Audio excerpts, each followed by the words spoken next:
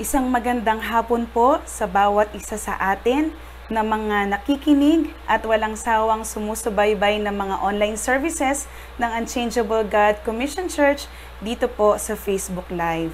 Nais ko muna pong batiin ang lahat po ng mga kapatiran natin sa Lulumboy, Pulong Buhangin, sa mga kapatiran po natin sa North Gate at sa mga kapatiran po natin sa Malaysia at sa lahat po ng mga nakikinig at sumusubaybay po dito man sa Pilipinas o sa ibang bansa. Welcome po sa atin pong Wednesday Bible Study. Praise God. Ayan. So, pwede po bang samahan niyo po muna ako sa isang maiksing panalangin upang maihanda yung ating puso sa pakikinig at pagtunghay ng salita ng Panginoon. Hallelujah. Hallelujah. Salamat po. Salamat, Panginoon. Pinupuri ka namin, pinasasalamatan ka namin, dinadakila ka namin, itinataas namin ang pangalan mo, inaalala namin ang kabutihan at katapatan mo sa aming buhay. Ikaw ang Diyos na dakila, ikaw ang Diyos na mabuti, ikaw ang Diyos na tapat, ikaw ang Diyos na totoo, banal at makapangyarihan sa lahat. Lord, walang hihigit sa iyo, walang papantay sa iyo, ikaw ay nag-iisa, O Diyos, at kaming lahat ay sumasamba sa iyo.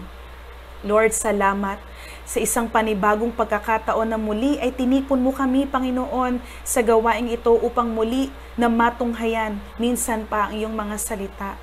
Hallelujah, Lord, salamat dahil niloloob mo na makilala ka namin, niloloob mo, Lord, na maranasan ka namin, niloloob mo na maunawaan namin ang kalooban mo para sa mga buhay namin, O Diyos. Lord, sa oras na ito, patuloy, Lord, na humihingi kami ng kapatawaran sa lahat ng mga bagay na aming nasabi, nagawa, na hindi po nakapagbigay ng kaluguran sa iyo, Panginoon. Lord, alam namin na hindi kami karapat-dapat sa iyong salita. Lord, alam namin, Panginoon, na hindi kami karapat-dapat na tumanggap, Panginoon, ng anumang bagay sa iyo.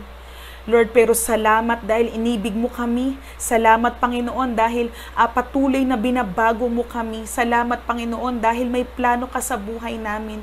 Lord, kaya sa oras na ito, dalangin po namin na linisin mo ang bawat isa, ang aming mga puso. Ihanda mo kami, Panginoon, sa oras na ito. Magawa naming maituon sa iyo, Lord, sa salita mo. Lord, ang aming mga atensyon, ang aming mga isip. Lord, ang aming mga puso, ang aming mga pandinig. Lord, wag lang namin basta pakinggan ang mga salita mo.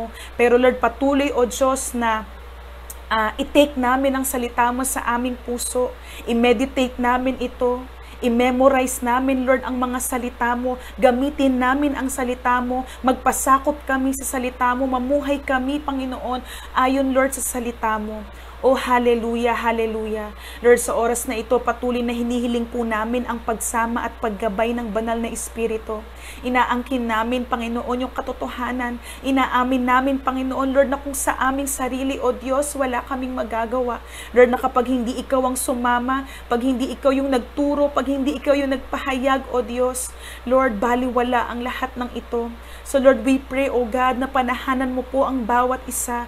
Hindi man kami physically magkakasama, Panginoon. Hallelujah. Pero I pray that may you connect our hearts, Lord God, sa iyo. And Lord, may you connect our hearts, Panginoon, sa bawat isa. Lord, magsilbi ang oras na ito, Panginoon, na mapalakas kami ng salita mo, paalalahanan kami ng salita mo, mahubog kami ng salita mo, maituwid kami ng salita mo, Panginoon. Lord, ang salita mo ay buhay at lakas. Ang salita mo ay liwanag, Panginoon. At Lord, hallelujah, nananampalataya kami, Panginoon, na minsan pa may ituturo ka sa amin, may ipapaalala ka sa amin, Panginoon, sa hapong ito. Salamat, salamat, Panginoon. Hawakan mo po, Lord, ang aming mga internet connection, ang aming mga devices na ginagamit. Hayaan mo, Lord, na ang mga bagay na ito ay magamit lamang sa pagpapahayag ng salita mo. Salamat din sa opportunity na ito, O Diyos, na magamit mo ang buhay ko. I pray, Panginoon, na patuloy na ibaba mo po ako. Lord, ikaw, O Diyos, ang siyang manguna. Lord, ang siyang maging nasa harap ko, Panginoon, ikaw ang makita nila. Ikaw ang maranasan nila. Lord, ikaw ang sambitin nila, Panginoon. Lord, salamat. Sa iyo namin ibinabalik ang pinakamataas na pasasalamat at papuri. Dalangin namin, Panginoon, na ikaw yung ma-enthrone sa oras na ito. Hallelujah. Ito nga po, O Diyos, yung aming sama-samang panalangin at pasasalamat. Sa pangalan ni Jesus, ang lahat po ay magsabi ng Amen. Amen. Ayan. Magandang hapon po muli. Ayan, sa mga kapatid natin na kapapasok lang dito sa ating Bible study. Ayan, welcome po. Praise God. Hindi lingid sa atin yung iba pang mga problema o mga pagsubok na dinaranas individually no, ng mga tao and ng mga bansa no, sa ating paligid. Ayan.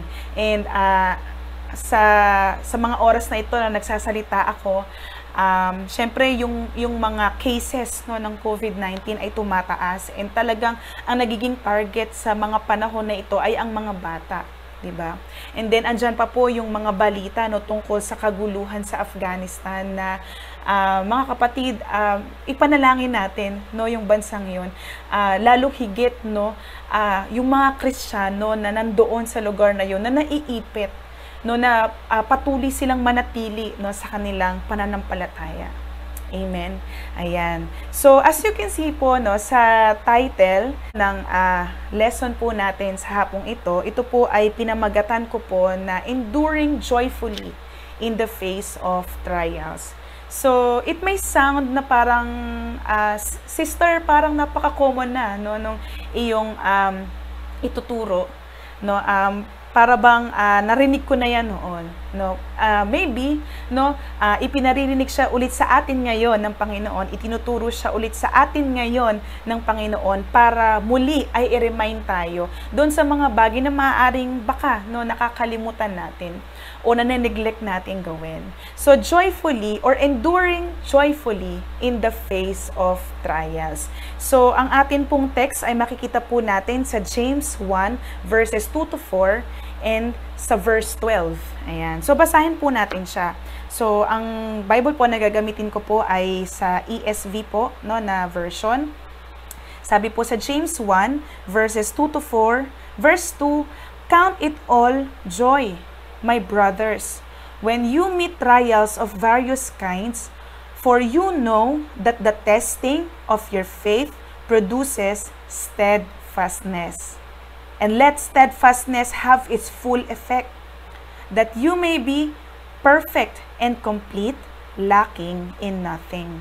Jump po tayo sa verse 12, mga kapatid. Sabi po dyan, Blessed is the man who remains steadfast under trial.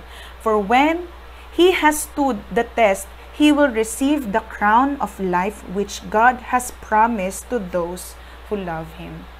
May the Lord be blessed upon reading this amazing and beautiful word. Ayan, of God. Amen. Amen. So, enduring joyfully in the face of trial. So, bago tayo magpunta, no, mag-dive in sa lesson natin ngayon, so konting background lang no, dito sa Book of James or itong sa sulat or liham ni Santiago. Ayan. So, sabi dito, no, ang author o ang ginamit ng Panginoon, ayan, upang isulat ang liham na ito ni Santiago ay si James, no? Particularly si James the Just. Ayan. At first, akala ko si James, brother of John, no, yung sumulat nito, pero hindi pala, no? Ito pong si James the Just, he is thought to be the brother of Jesus Christ. Ayan. So, makikita natin yan for reference po, no, sa Matthew 13, verses 55, and Mark 6, verse 3. Sabi nga dito, no, si James the Just po ay hindi pa siya believer until after the resurrection of Christ. Makikita naman po natin yan sa Acts 1 verse 14, 1 Corinthians 15 verse 7, and Galatians 1 verse 9. James the Just became the head of the Jerusalem church, Acts 15 verse 13, and is mentioned as a pillar of the church. Ayan, sa Galatians 2 verse 9.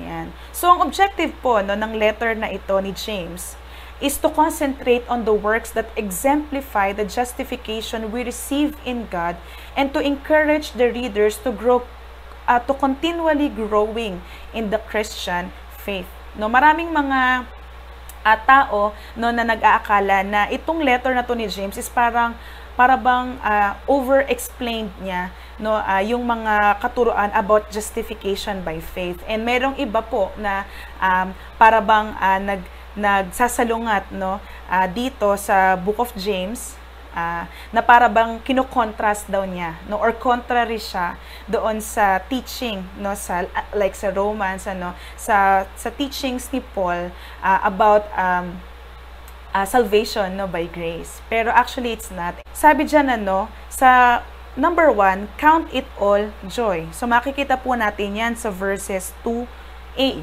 di ba? Sa Tagalog na po ako magbabasa, no, para mas madali po nating maunawaan.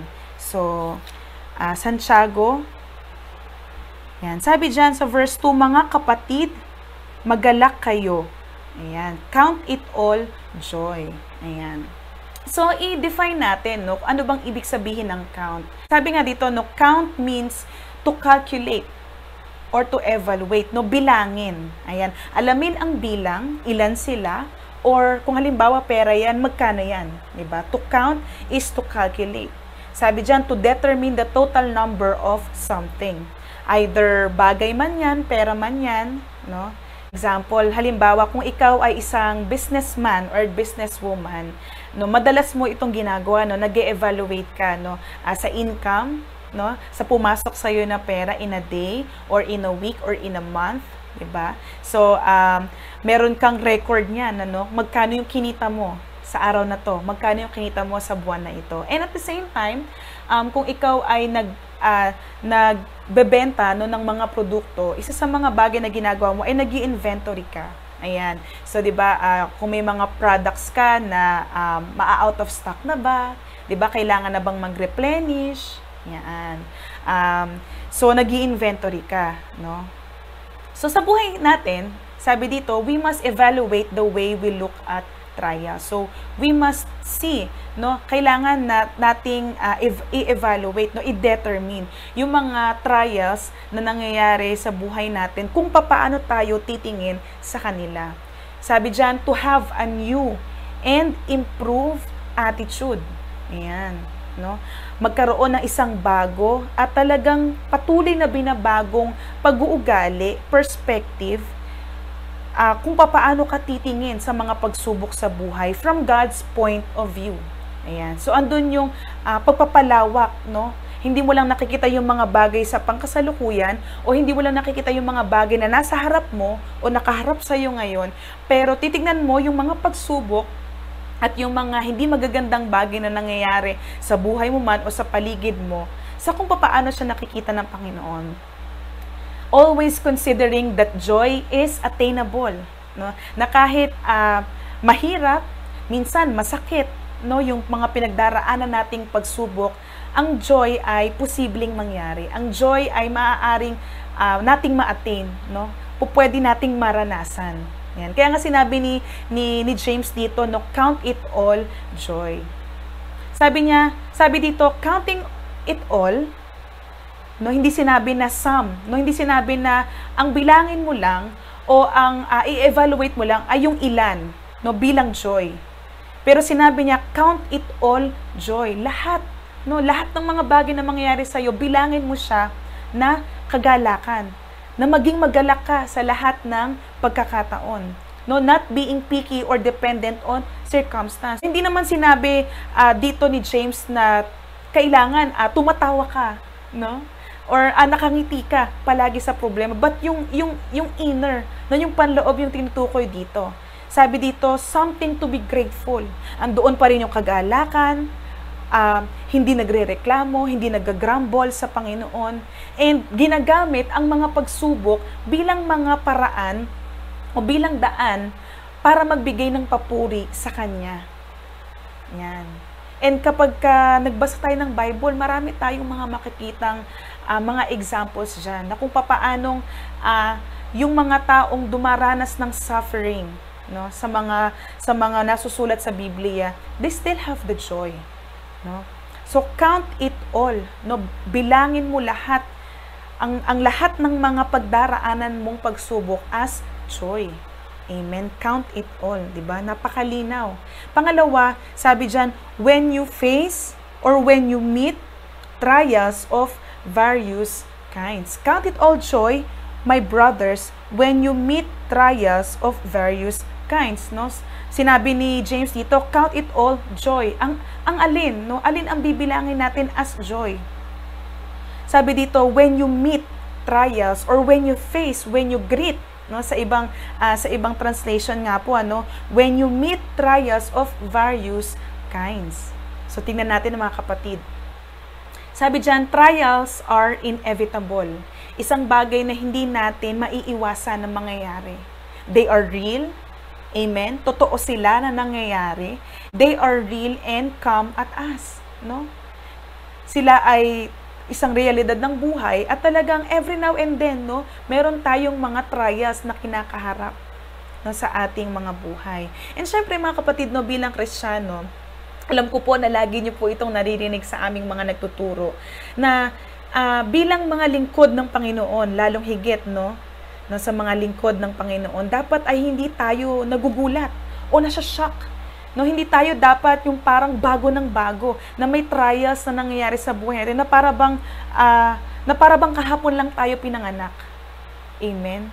No, si Jesus, no, sabi niya sa John 16 verse 33, in this world you will have many troubles. Hindi nangako si Jesus sa atin na sa pagsunod natin sa Kanya, sa paglilingkod natin sa Kanya, ay mawawalan tayo ng problema o wala tayong problema at all. No, hindi siya nangako ng ganon. Yan. And yan nga din po yung madalas sa sinasabi ko sa DG ko. No, wag tayong mag-expect na worry-free ang Christian life o ang Christian walk natin. There is always trouble. There is always trial. And we are taught, no, tayo ay tinuruan to expect these trials. No? Na hindi na maging bago sa atin, na may mga bagay na nangyayari na hindi pabor, no, sa atin. Amen ba? Christians should not just be aware, but to expect that trials will come, no, sa kanilang buhay.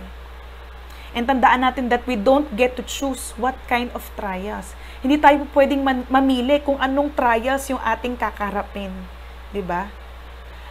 Sabi dyan, and we must not choose which trials ang bibilangin natin as joy. Diba? Sabi dyan, count it all joy, no, when you face or when you meet trials of various kinds. Yung pinakasimpleng problema man yan o yung pinakamahirap, pinaka-complex na problema na yan, ang sabi sa atin sa Bible, count it all joy. Kahit pa painful, kahit pa para bang nag-i-induce sa'yo na mag-worry ka, tinitrigger ka na mag-doubt, sabi dito, count it all as joy. No, yung lahat ng mga trials na darating sa iyo. Hindi mo pipiliin yung mga pagsubok kung saan ka lang magiging masaya. No, na dahil kaya ko to, magiging positibo ako. Dahil kaya ko ito, susunod pa ako sa Panginoon. Hindi po yun ganon, mga kapatid. Amen po ba? Ayan. Sabi nga din po dito, no, trials are occasions for joy. Dapat po tandaan natin yan. These are opportunities na tayo ay magkaroon ng kagalakan sa ating buhay. And narinig ko ito before, no, sa isang nagturo. Sabi niya, hindi mo maaaring sabihin na ikaw ay nagtagumpay kung hindi ka dumaan sa pagsubok. Amen ba? At syempre at the same time, hindi mo rin maaaring sabihin na ikaw ay nagalak, no, or sumaya kung hindi ka dumaan sa lungkot, sakit at pighati. Amen ba? Trials are occasion for joy. No, this is an opportunity para lumabas, no, sa atin yung joy, no, yung bunga ng banal na espiritu, 'di ba? Yung joy. Amen ba? Sabi dito, through trials, patience is produced. 'Di ba? Hindi ba, no, sa lahat naman ng mga bagay na mahihirap, meron at meron tayong matututunan. Meron at meron tayong mararanasan na maaari nating gamitin. Diba? Maaari nating isabuhay. Para the next time, no, na dumaan ka sa ganung klaseng problema, alam mo na, no, ano yung dapat na maging tayo mo, ano yung dapat na tignan mo, ano yung dapat na salitain mo, ano yung dapat na gawin mo, ano yung dapat na isipin mo. So trials, through trials, rather, patience is produced, no, something to be glad about. Kaya nga ang title natin is Enduring Joyfully, no? Yung pagtitiyaga na may pagtitiis. Sabi dyan, meet trials with expectation and preparation. No, hindi ka lang basta aware, pero it's as if na ina-anticipate mo talaga na merong darating. Hindi ka yung para bang nangangapa sa dilim, no, suntok sa buwan na lang. No, pag may dumating na problema, tsaka na lang ako kilos. Amen ba, mga kapatid? No, we must meet trials with expectation and at the same time with preparation. No, kagaya ng nasabi ko kanina, hindi tayo haharap sa pagsubok na para bang wala tayong dala-dala. No, wala tayong hawak-hawak na kahit ano. Tandaan natin ng isang sundalo, hindi siya sumusuong sa isang gera o sa isang labanan na wala siyang dala na kahit anong bala o sandata. Ganon din tayo, mga kapatid, when facing trials. Hindi natin po pwedeng sabihin na come what may, no? O basta dumating ka na lang, tsaka na lang ako kikilos, tsaka na lang ako maghahanda. Hindi, no? Kaya po ito tinuturo sa atin dito sa Book of James para paghandaan natin. At para mapaghandaan nating maging magalak at the same time. Amen? So, trials of various kinds. Sabi dyan, to count it all joy when meeting trials of various kinds doesn't suggest that we pursue trials or hardship in life or to pretend that they are an enjoyable experience. Kasi hindi naman talaga siya nakakatuwa. Mga kapatid, hindi ba? Trials are really difficult and painful to handle, no? Lalo kung minsan no, sunod-sunod no, yung mga trials na ating kinakaharap sa buhay. But sabi dito, despite being difficult and painful to handle, they intentionally exist for a purpose. No, ito yung palagi nating sinasabi na hindi nagpapahintulot ang Panginoon ng isang bagay kung hindi rin lamang sa ating kalaguan. Kung hindi rin lamang iyon maglalapit ng ating puso sa Kanya. No, laging may layunin. Laging may dahilan ang Panginoon sa lahat ng mga bagay na pinapahintulot niya. Kaya nga ang Kanyang command, no, ang utos sa atin dito sa James chapter 1 verse 2 is to count it all as joy. Sabi dito, ang mga trials ay mayroong potensyal na mailabas yung magandang bagay sa atin. Kapag tayo ay nasala, napigang maigi, yan. And therefore, an opportunity to express joy over it. No, hindi ba? Kapag nagawa nating mapagtagumpayan ng isang problema, talagang andoon yung pagpupuri mo sa Panginoon. Andoon yung pagpapasalamat mo sa Kanya. Lord, salamat. Minsan masasabi natin sa Panginoon, Lord, salamat na pinahintulot mo yung problema na yon. Salamat, Lord, dahil inalaw mo ako na dumaan doon. Siguro kung hindi ko naranasan yon, hindi mababago yung perspective ko sa buhay. Siguro hindi ko matututunan o hindi ko ma-appreciate yung joy of waiting. Amen? Hindi ko ma-appreciate yung pagiging patient. Kasi impatient ako noon, Panginoon eh. Hindi ko makikita yung beauty no, ng buhay kung wala yung mga trials na yon. Amen? Hindi ko makikita that there is still hope. Kasi you are our living hope. You are our blessed hope kahit may pandemya. Thank you, Lord. Diba? Nasasalita natin yung mga bagay na yon. Dahil nagiging opportunity ang trials or nagiging opportunity ang mga problema natin para makapag-express tayo ng joy. Ultimately, no, sa Panginoon. Kaya although joy is contrary to our normal response to trials, diba? Wala namang tao na magsasabi na, uy, welcome na welcome, no, yung trial sa akin na with a big smile, 'di ba? Tumatawa ka pa, no, na wini-welcome mo yung problema. No, wala namang ganoon eh, no. Usually, no, ang ating pangkaraniwang response sa trials ay talagang malungkot tayo, 'di ba? Magtanong tayo. Mag-isip tayo, bakit siya nangyari? But sabi dito, ang talatang ito ang naghihikayat sa atin na i-work out sa tulong ng Panginoon, sa grasya at biyaya niya, na mabago ang attitude natin. Mabago ang pagtingin natin sa trials. Kaya nga, di ba, naalala ko yung isang post noon sa Facebook na basa ko. Sa totoo lang, mga kapatid, talagang sa problema, no? Ang Panginoon, mas kalooban niyang baguhin yung puso natin. Mas nais niyang baguhin yung paraan ng pag-iisip natin at yung paraan kung paano natin ipinapamuhay ang buhay natin kaysa baguhin yung sitwasyon natin. Kasi may mga problema na pinapahintulot ng Panginoon para talagang baguhin tayo, para ipakita sa atin, anak, dyan ka kasi kulang. Anak, dyan ka kasi laging nagkakamali. Anak, yan kasi yung bagay na gusto kong alisin sa'yo, gusto kong baguhin sa'yo, gusto kong idagdag sa'yo. Amen ba? So, trials of various kinds. Amen. Pangatlo, tested faith gives birth to steadfastness or patience. Yan. So, sa ibang translation, ang ginamit po kasi is patience. Dito po sa ESV, ang ginamit po ay steadfastness. Ayan. So, ang pananampalatayang sinubok ay nagbibigay daan, no? O nagpo-produce ng patience at steadfastness sa tao na subok, no? Ang kanyang pananampalataya. So, tandaan natin, no? Palagi din natin ito naririnig, mga kapatid. Our faith will be constantly tested. No? Kung ikaw ay may pananampalataya sa Panginoon, sumusunod ka sa Kanya, amen, nagpapasakop ka sa kalooban niya, may pananampalataya ka sa Kanya, amen, ang pananampalataya natin ay palaging masusubok.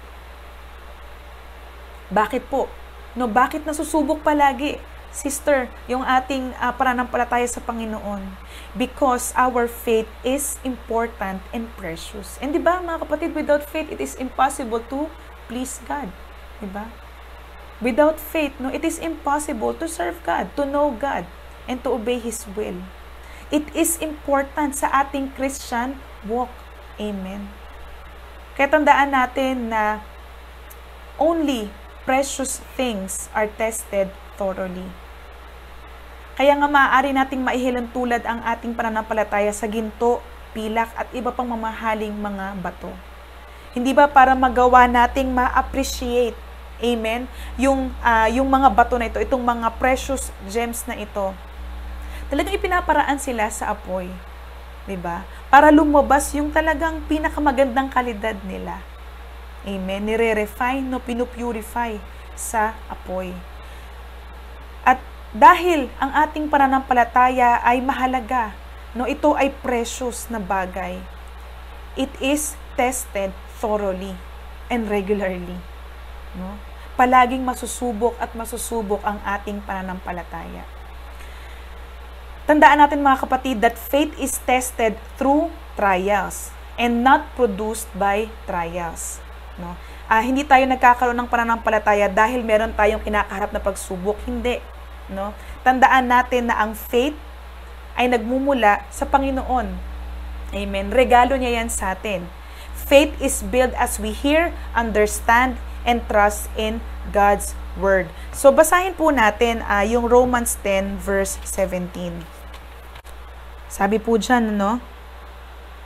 So, faith comes from hearing, and hearing through the Word of Christ. So, the moment na tinanggap natin si Jesus sa ating buhay, no, our faith begins. No? Andoon na yung ating pananampalataya. So, faith is not produced by trials, but rather tested through trials. Amen. So, ito yung tinatawag nating saving faith. Diba? Nung nanampalataya tayo sa Kanya, nung tinanggap natin siya sa ating buhay, that's faith. Diba? It takes faith. Amen. Yan. Sabi dito, although trials don't produce faith, it will rather reveal how deep the faith you have. No, bagamat ang mga pagsubok daw, no, hindi ito nagbubunga, no, ng pananampalataya. Pero sa pamamagitan ng mga pagsubok na ating kinakaharap, sinasalamin nito o ipinapakita nito kung gaano kalalim ang pananampalataya na mayroon tayo. Kasi nga, faith is tested through trials. Gaano ba kalalim ang pananampalataya mo sa Panginoon? How far will you trust God? No? Gaano kalayo o gaano katagal ka magtitiwala sa Panginoon? How long will you wait for Him? No, kapag hindi mo makita yung mga bagay o hindi mo makita yung sagot, no, sa iyong mga panalangin, hindi mo makita yung bunga ng panalangin mo sa Panginoon, how long will you wait for Him? Amen. And how obedient are you even in those hard times? Diba? Hanggang saan ka susunod? Hanggang saan ka magpapasakop sa Panginoon? Na kung dumating na ba yung ganitong mga klaseng problema sa iyo, mananampalataya ka pa rin ba? Susunod ka pa rin ba? Maglilingkod ka pa rin ba? Sabi ko nga last time, nagpapaka-Kristiyano ka pa rin ba? No, take the life of Job, mga kapatid. No, kilalang kilala po natin si Job.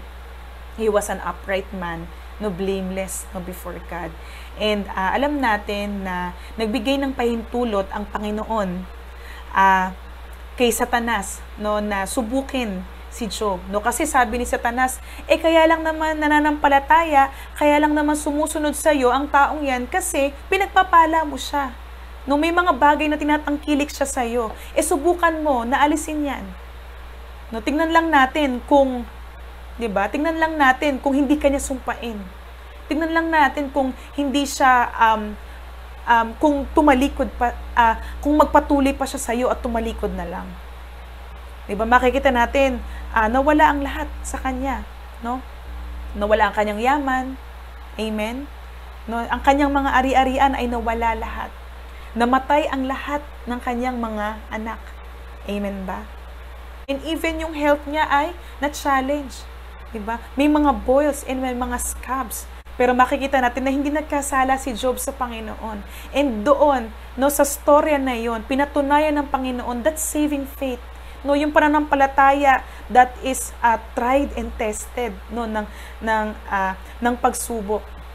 Yung pananampalataya na talagang sa kanya lang nakatuon is unshakable. Hindi kayang sirain ng kaaway. No? Hindi kayang patumbahin ng problema at hindi titignan yung problema na stumbling block. Pero titignan yung problema as a stepping stone. Amen? Para lalong magpuri at magpasalamat sa Panginoon. Kaya nga 'di ba sabi niya, mga magagandang bagay lang ba ang tatanggapin natin sa Panginoon at hindi yung mga mahihirap? Kaya minsan mga kapatid, maganda itanong din natin yun sa ating mga sarili-sarili. Kapag bombarded tayo ng mga sitwasyong may hirap sa ating paligid, no, tanungin natin ang ating sarili, yung mga magagandang bagay lang ba ang nais nating tanggapin sa Kanya? No, na kapag nagpahintulot na ba siya ng mga mahihirap na bagay, bibitaw ka ba? Lalayo ka ba? Sabi pa nga ni Job, though he slain me, yet I will trust in Him. Amen. Hindi siya nagkasala sa Panginoon. Kaya nga sabi dito ni John MacArthur, the severe the trial, the stronger the faith.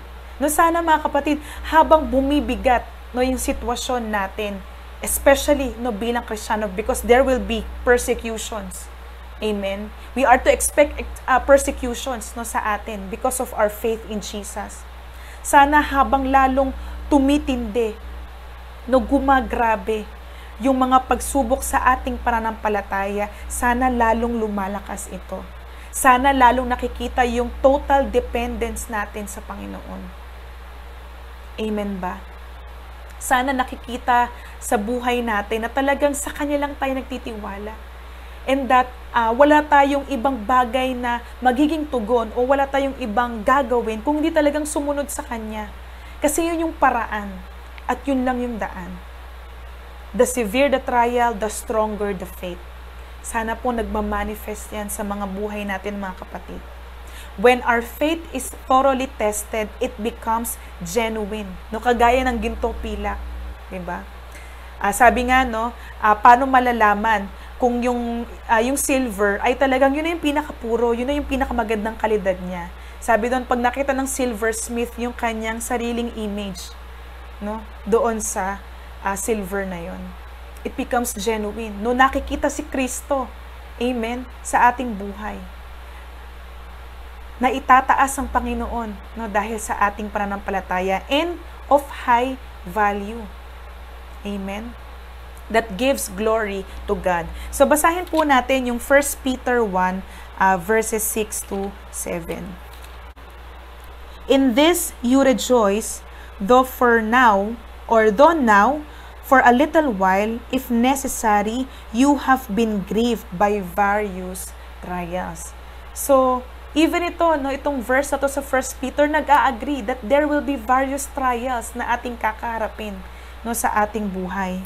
Verse 7, so that the tested genuineness of your faith, more precious than gold that perishes, though it is tested by fire, may be found to result in praise and glory and honor at the revelation of Jesus Christ.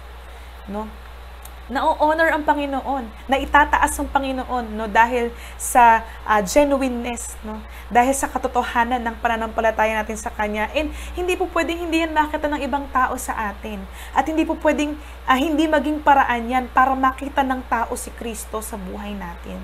Yun yung dahilan, mga kapatid, para mag-reflect si Christ. So when trials are received with faith, yung genuine faith, it produces steadfastness and patience. So, basahin po natin ulit, doon sa James. Sabi diyan, dapat ninyong malaman na nagiging matatag ang inyong pananampalataya sa pamamagitan ng mga pagsubok. Amen? So, trials, when received with faith, produces steadfastness or patience, sa ibang translation. Kapag pananampalataya ang pinairal natin sa mga pagsubok na dumarating sa ating buhay, tiyak na ang magiging bunga nito ay lalo tayong tatatag, lalo tayong titibay, lalo tayong magkakaroon ng kakayahang magtiyaga hanggang huli. Pero tandaan natin na yung patience, yung resulta na maging patient and steadfast, in dealing with trials is hindi laging ganon, yung resulta if received with grumbling and unbelief. Kaya bakit maraming mga tao ang give up agad, Hindi pa sumusuong talaga totally doon sa problema. Nagsisimula pa lang, yung problema talagang nagba-back out agad. Kasi nauuna yung reklamo. Amen ba? Nauuna yung kawalan ng pananampalataya. Kaya nga 'di ba sabi natin kanina, sasalaminin, ipapakita ng mga pagsubok yung lalim ng pananampalataya natin sa Panginoon. So, alin tayo dito mga kapatid? Papaano natin ginigreet? Papaano natin inaabangan? Ine-expect ang mga trials na dumarating sa buhay natin? Is it with faith or with grumbling and unbelief? And sana patuloy tayong makorek sa bagay na ito. Hindi kalooban ng Panginoon na ang mga pagsubok ay magpababa o magpabagsak ng pananampalataya natin. Hindi yun yung purpose niya. Hindi para maging stumbling block sa ating faith, pero maging stepping stone. Amen? Maging tool niya, maging instrumento niya para lalo tayong lumapit sa Kanya. Yan. So, yung patience na nabanggit natin kanina, yung steadfastness. Amen? Yan. So, galing po ito sa Greek word na upomone. Ayan. So, hindi po ako sigurado kung tama po yung aking pronunciation, upomone, which means to remain under, manatili, to abide, to remain under, for example, trial and tribulations, amen, and troubles. Yung patience po na tinutukoy dito, that is produced, from a tested faith ng isang believer, amen, believer po, Kristiyano po ang tinutukoy dito mga kapatid, hindi po tayo dapat magka-mistake po dyan, Patience na tinutukoy po dito is not a passive waiting, Nasabi ko nga po kanina, come what may, sige, magtitiis ako, yan, pagtitiisan ko siya, hanggang sa matapos siya. Wala kang gagawin, wala kang initiative, na may baguhin sa iyong pagkatao at sa pag-uugali mo, sa pagharap sa pagsubok nun. It is not a passive waiting, but an active endurance. Amen. Meron kang ginagawa at pinapanatili mong maging matiyaga. Pinapanatili mong maging matatag. Amen.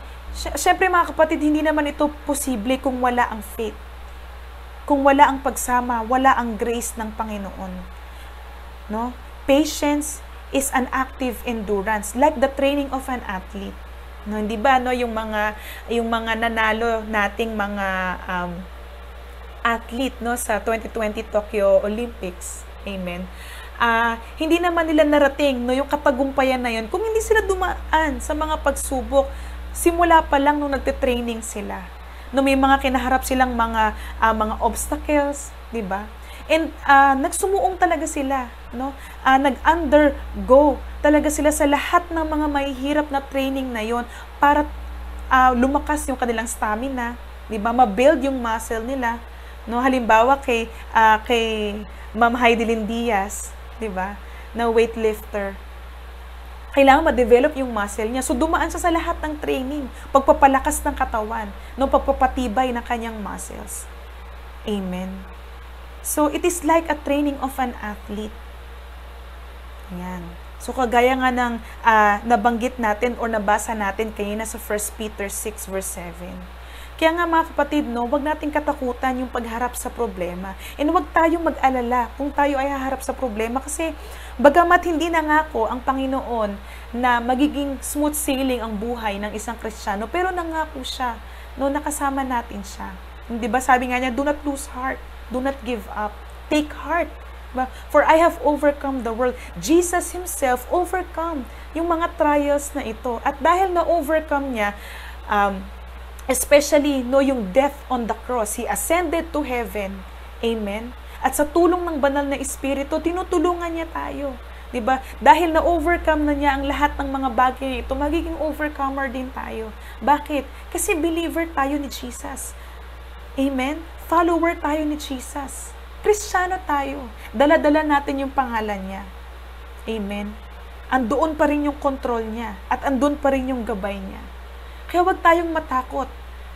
Amen. Matakot tayo o magtanong tayo, mag-isip tayo mga kapatid kung bakit hindi nababago yung character or yung ugali natin. And that leads us mga kapatid sa pang-apat, no? Patient endurance, steadfastness, amen, gives birth to spiritual maturity. Kapag napanatili natin yung pagiging matatag at matiyaga, ang bunga nito mga kapatid, walang iba kung hindi kalaguan. Kalaliman. Amen. Sabi nga po ni Charles Spurgeon, the natural tendency of trouble is not to sanctify but to induce sin. Lalo nga no, pag namali ka ng perspective in dealing with trials. Kasi ang natural tendency ng trouble ay para i-trigger tayong magkasala. For example, a man is very apt to become unbelieving under affliction. Madaling mag-give up, madaling sumuko, madaling mawala. And sabi dito, that is a sin. Yung unbelief, yung kawalan ng pananampalataya, mga kapatid, tandaan natin, kasalanan po yan. Kasi hindi kalooban ng Panginoon yan. Amen? Sabi pa po dito, he is apt to murmur against God under it. No, andoon yung pagga-grumbling, pagrereklamo. No, na para bang naalala ko diyan no yung mga Israelites, no. Ang hilig nilang magreklamo sa Panginoon, no, kasi nasa ilang sila, no, nagkukumpara sila. No, buti pa yung buhay namin sa Egypt, ganito ganyan ganyan. Dito ganito ganyan ganyan. No? A person tends to murmur, to complain, no, magreklamo sa Panginoon, and that is a sin. No, kasi it shows lack of faith, no? Kawalan ng pagtitiwala sa Kanya.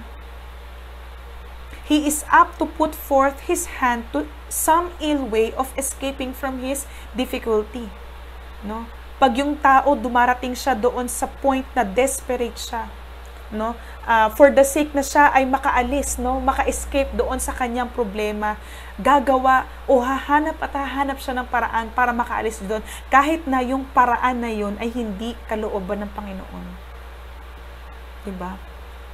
And that would be sin. Diba? Yung pilitin mong lumabas, no, sa kalooban ng Panginoon, yung pilitin mo yung paraan mo kaysa magpasakop sa kalooban niya is also a sin. Amen. Hence, we are ought to pray, sabi po ni Charles Spurgeon, lead us not into temptation because trials has in itself a measure of temptation. No? Natitempt ka na tumalikod. Natitempt ka na mawalan ng pananampalataya. Natitempt ka na mag-doubt sa Panginoon at magreklamo sa mga bagay na nararanasan mo. Natitempt ka na gumawa ng paraan mo. Amen? At hindi magpasakop sa kalooban niya. And if it were not neutralized by abundant grace, it would bear us toward sin. Kaya salamat sa grasya ng Panginoon. No? Yung grasya ng Panginoon na lagi nag-uumapaw sa atin, nag-e-enable sa atin. Amen? Na maging matatag. No? And salamat sa Panginoon kasi I know na yung mga kasama kong nag-aaral ng salita ng Diyos sa mga oras na ito, hindi po kayo makakarating sa panahong ito kung hindi dahil sa grasya ng Panginoon. It is by the grace of God. Na kahit may pandemya, di ba? Kahit na may mga mahal tayo sa buhay na naapektuhan ng COVID-19, at para bang hindi bumubuti yung sitwasyon ng ating bansa dahil sa pandemyang ito, dahil may grace ang Panginoon, it is sufficient to keep going at magpatuloy na sumunod sa Kanya. Our character is further developed as we patiently endure the trials that test our faith. Basahin ko lang po yung Romans 5 verses 2 to 5. So ito yung nagiging bunga ng ating patient endurance. We have peace with God through our Lord Jesus Christ. Through Him, we have also obtained access by faith into this grace in which we stand, and we rejoice in hope of the glory of God. Not only that, but we rejoice in our sufferings. We rejoice in our trials. We rejoice in our troubles, knowing that suffering produces endurance. Amen? And endurance produces character. And character produces hope. Amen? Ulitin ko po, endurance or suffering produces endurance. Kagaya ng sinasabi po sa Book of James. And endurance produces character, a transformed character. Amen? Binagong pagkatao. And a character produces hope that enables you to still trust God and still obey Him. Amen? And hope, sabi sa verse 5, does not put us to shame because God's love has been poured into our hearts through the Holy Spirit who has been given to us. Yung hope na ating pinangahawakan, that pag natapos ang lahat ng ito, makakapiling natin ng ating Panginoong Jesus for all eternity, that's the hope that we profess. That's the hope that we cling to. Amen ba? That kapag kasama na natin siya, there will be no more suffering, no pain, no tears, no sickness, and even no death. Amen. Amen. Yan. Hebrews 12 verse 10. For they disciplined us for a short time as it seemed best to them. But He, ang Panginoon po ang tinutukoy dito, He disciplines us for our good, that we may share His holiness. Amen. Para maging kawangis tayo ni Kristo. Yung holiness. Ayan. So our character is further developed as we patiently endure the trials that test our faith. So balikan natin yung sa James. Sabi diyan, and let steadfastness have its full effect, that you may be perfect and complete, lacking in nothing. So ano po ba yung perfect and complete na tinutukoy po dito? So tandaan natin that to become perfect and complete does not mean a person becomes sinless. Hindi po yun yung ibig sabihin nun, mga kapatid. Baka po ma-misinterpret natin. But rather, to become perfect and complete attains maturity and spiritual development. Lumago yung ating pananampalataya, lumalim yung ating relasyon sa Panginoon. At patuloy tayong sumunod ng may katapatan at katatagan sa Kanya. Amen. When patience finish its work in the life of a Christian, he or she will be equipped with everything they need to stand victorious at every trials they face. Amen. Trials helps us to overcome our shortcomings before God by learning to trust and obey Him. Ipinapakita rin ng mga pagsubok sa atin yung ating mga pagkukulang upang sa ganon ay magawa natin iyong i-work out. That will lead us or will enable us to trust and obey Him more, thus maturing our faith. Tandaan po natin mga kapatid, the faith of a mature Christian allows him to see Jesus in all circumstances. Na kahit mapait, kahit masakit, ang bagay o ang nag-iisang nakikita lamang ng isang sumusunod talaga sa Kanya, ng may pananampalataya, ay walang iba kung hindi ang Panginoon lang. And he rests in the truth that He is the good shepherd. Psalm 23, the Lord is my shepherd, I have everything I need. Perfect and complete in Jesus, no? Hindi short ng anumang mga bagay patungkol sa Kanya, sa ating buhay. Amen. Amen.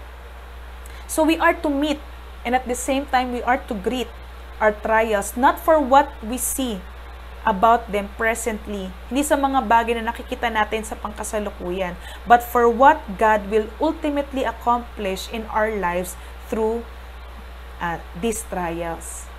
Yan. So, basahin po natin yung James 1 verse 12.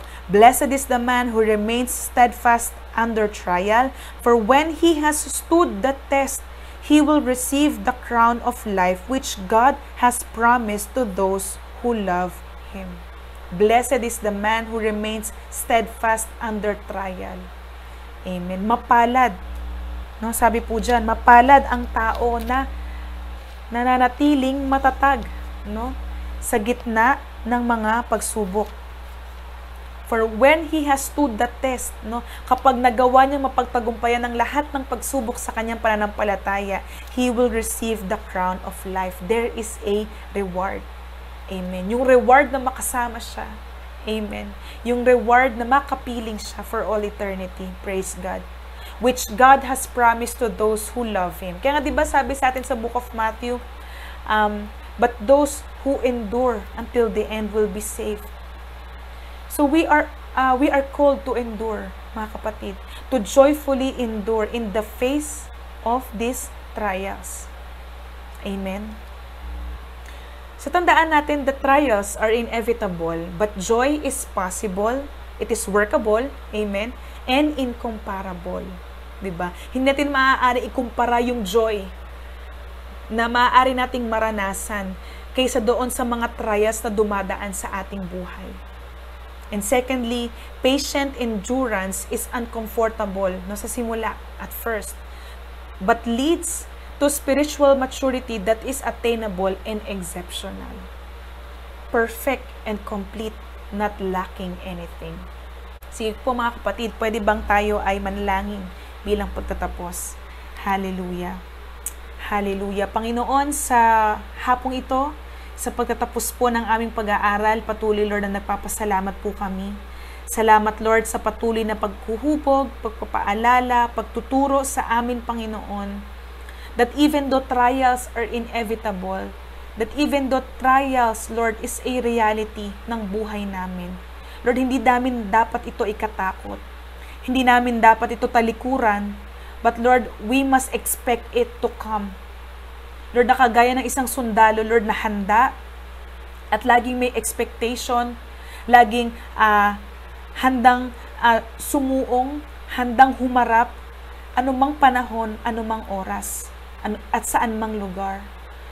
Lord, sa mga oras na ito, hindi lingid sa iyo, Panginoon, na kung minsan nag-i-struggle kami, Lord, na manatili sa pananampalataya. Lord, nag-i-struggle kami, Panginoon, na panampalatayanan, Lord, yung mga bagay na hindi namin nakikita. Nag-i-struggle kami, Panginoon, kung minsan, Lord, na pagtiwalaan ka, Panginoon, at Lord, ialis yung tuon namin sa mga bagay, O Diyos, na hindi na nakikita namin. Lord, hindi lingid sa iyo, Panginoon, ang aming mga suliranin. Lord, minsan nag-i-struggle din kami spiritually. Lord, minsan may mga bagay na ginagawa ang kaaway sa amin, Panginoon. Lord, na minsan, Panginoon, nagsasakam kami. Minsan, Panginoon, napapasa ilalim namin ang aming mga sarili-sarili. Lord, patawarin mo kami, Panginoon, Lord, sa kawalan ng pananampalataya. Patawarin mo kami, Panginoon, kung nauuna sa amin, Lord, ang mga pagtatanong na may reklamo. Nauuna sa amin, Panginoon, ang kawalan, Lord, ng paniniwala at pagtitiwala sa iyo. Lord, patawarin mo kami, Panginoon. Lord, kung minsan, O Diyos, pilit kaming gumagawa ng mga sarili naming paraan para maka-escape, O God. Lord, sa mga problemang ito, sa mga trials na ito, when, Lord, ang dapat naming gawin, O Diyos, ay magpasailalim. Lord, nakagaya ng isang ginto, kagaya ng isang pilak o anumang mamahaling bato na ipinaparaan sa apoy.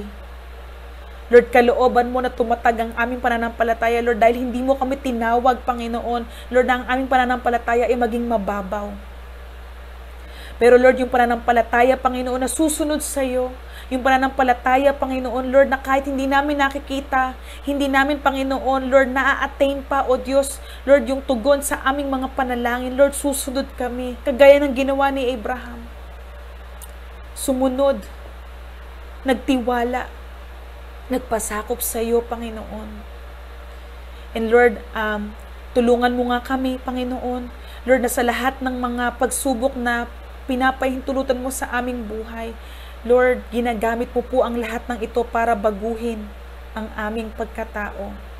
Lord, para lalo kaming makonform sa image mo. Lalo kami, Panginoon, na lumalim sa pagkakilala sa iyo. Lalong maging malinaw sa amin ang kalooban mo. At lalong tumatag, O Diyos, ang aming relasyon sa iyo. Lord, salamat. Bagamat mahirap ang mga problema, pero Panginoon, yung joy, Lord, yung magandang resulta nito is incomparable palagi sa mga bagay, Lord, na mararanasan namin. Lord, salamat. Lord, salamat, Lord, dahil may pangako ka, Panginoon, sa mga bagay na ito. Lord, nababaguhin mo kami, isasaayos mo ang mga puso namin, Lord, as we face these trials, as we endure these trials joyfully, patiently. Hallelujah, Lord, maraming salamat, Lord, sa oras na ito. Patuloy, Panginoon, na abutin mo po ang bawat isa. Touch their lives, touch their hearts, Panginoon, na patuloy na magbalik loob sa iyo. Patuloy, Panginoon, Lord, na lumalim, Lord, at lumawak, Lord, ang kanilang pananampalataya sa iyo. Lord, tulungan mo po ang bawat isa na sa lahat ng mga pagsubok na kanilang kinakaharap sa pamilya, sa trabaho, sa personal, Lord, sa relasyon, sa ministry, Lord, sa spiritual, Panginoon, Lord, dalangin ko, Panginoon, na makita nila ang lahat ng ito bilang opportunity ng kalaguan. Opportunity, Lord, na ma-develop, O Diyos, sila, Lord, sa inyo. And Lord, I pray, Panginoon, Lord, that patuloy na maghari ang kapayapaan mo sa bawat isa sa kanila. Maghari, Panginoon, Lord, yung kaaliwan na nagmumula sa iyo. Lord, we pray and we declare, Panginoon, Lord, nakasama ka namin, Lord, sa aming mga battles. Lord, nakasama ka namin, Panginoon, Lord, sa lahat ng mga trials.